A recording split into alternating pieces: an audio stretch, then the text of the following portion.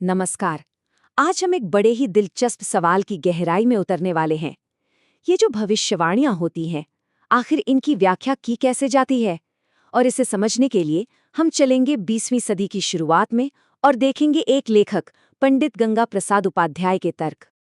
तो सबसे पहले आइए इस शब्द बशारत को ही समझ लेते हैं। ये है क्या चीज?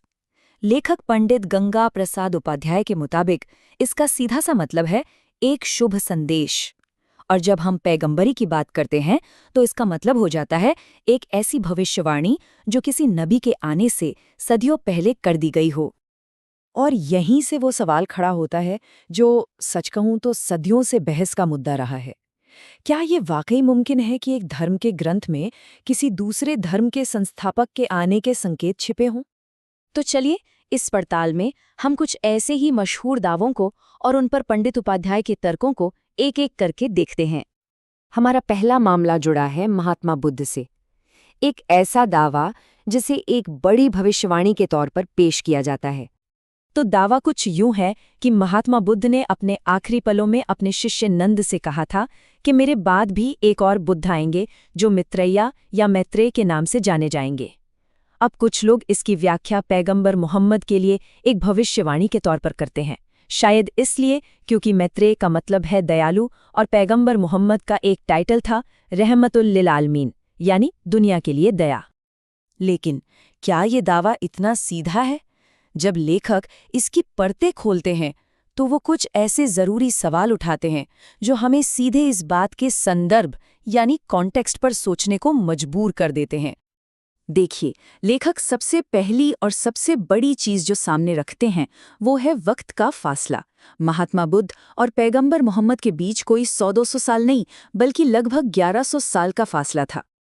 लेखक यहाँ एक एक करके कई कमजोरियों की तरफ इशारा करते हैं। पहली बात, ये एक निजी बातचीत थी, सिर्फ बुद्ध और नंद के बीच। इसका कोई और गवाह नहीं था। दूसरी बात, मैत्रेय शब्द का मतलब तो है जगत का मित्र। ये तो एक उपाधि है जो किसी के लिए भी इस्तेमाल हो सकती है। भविष्यवाणी में न कोई खास पहचान बताई गई, न कोई वक्त। और आखिर में वो एक बड़ा सवाल पूछते हैं, बुद्ध के बाद तो ईसा, नानक, कबीर जैसे कितने ही महान लोग हुए, तो ये भविष्यवाणी सिर्फ एक ही व्यक्ति पर कैसे लागू हो गई? अच्छा, अब एक दूसरे मामले पर नजर डालते हैं। यहाँ लेखक उन दावों की पड़ताल करते हैं जिनमें ओल्ड टेस्टामेंट यानी पुराने नियम में ईसा मसीह के आने की भविष्यवाणी की बात कही जाती है। यहाँ स्क्रीन पर देखिए, दो ग्रंथों को आमने सामने रखा गया है। बाईं तरफ पुराने नियम में यशाया नबी कहते हैं कि एक कुंवारी गर्भवती होगी, और फिर सदियों बाद दाईं तरफ नए नियम में मत्ती इसे सीधे सीधे ईसा मसीह के जन्म से जोड़ देते हैं। वो कहते हैं कि ये सब इसलिए हुआ ताकि वो पुरानी भविष्यवाणी पूरी हो सके। लेकिन जरा इन दोनों घटनाओं के बीच के वक्त के फासले पर गौर कीजिए। ये छोटा मोटा नहीं है, जबरदस्त है। यशाया का जो मूल संदेश था वो था लगभग 742 ईसा पूर्व का, और ईसा का जन्म हुआ उसके लगभग 750 साल बाद। तो लेखक का तर्क क्या है? वो कहते हैं कि यशाया की बाद का जो असल संदर्भ था वो पूरी तरह से अलग था। वो उस समय के राजा आहाज को एक फौजी हमले के डर से दिलासा दे रहे थे। वो संदेश उसी वक्त के लिए था, भविष्य के लिए नहीं। लेखक के मुताबिक ये एक पैटर्न दिखाता है जहां सदियों पुरानी बातों को उनके असल मतलब से निकालकर बाद की घटनाओं पर जबरदस्ती फिट कर दिया जाता है। तो इन दो उदाहरणों से लेखक हमें एक बड़ी तस्वीर दिखाना चाहते हैं। वो सिर्फ इन अलग अलग दावों की बात नहीं कर रहे हैं, बल्कि वो एक पूरे पैटर्न को, एक तरीके को उजागर कर रहे हैं।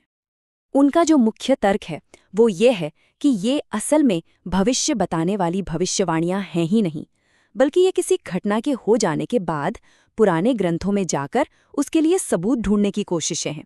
मतलब घटना पहले घटी और भविष्यवाणी बाद में खोजी गई। और अपनी इस बात को समझाने के लिए लेखक एक बहुत ही दिलचस्प और ज़मीनी मिसाल देते हैं। वो अपने बचपन का एक किस्सा सुनाते हैं। कहते हैं कि जब महारानी विक्टोरिया का राज था तो उनके गांव में लोग आपस में बातें करते थे कि रामायण काल में रावण के बेटे को ये वरदान मिला था कि तुम्हारे ही वंश की एक औरत एक दिन भारत पर राज करेगी। और फिर वो इस कहानी का निचोड़ बताते हैं। वो कहते हैं, ये तो बस गांव वालों की गप थी, किसी ने इसे गंभीरता से नहीं लिया। लेकिन जब ऐसी ही गपशप को धर्म ग्रंथों में जगह मिल जाती है तो वो पवित्र सत्य मान ली जाती है।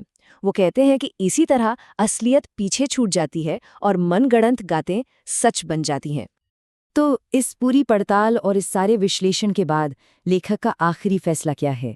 वो किस नतीजे पर पहुंचते हैं?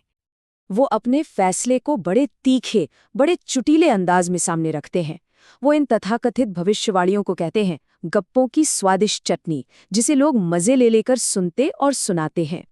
तो कुल मिलाकर लेखक का मत बिल्कुल साफ है। उनके अनुसार ये सब मनगढ़ंत कहानियां हैं। इन्हें पुरानी किताबों का गलत इस्तेमाल करके बनाया गया है और इनका मकसद सिर्फ लोगों को गुमराह करना है। तो लेखक का ये पूरा विश्लेषण हमें एक बहुत बड़े और ज़रूरी सवाल पर लाकर छोड़ देता है। किसी पुरानी बात की व्याख्या करने और अपनी तरफ से एक नया मतलब गढ़ देने के बीच की जो बारीक सी लाइन है, वो आखिर कहाँ है? इस पर सोचने की ज़रूरत है।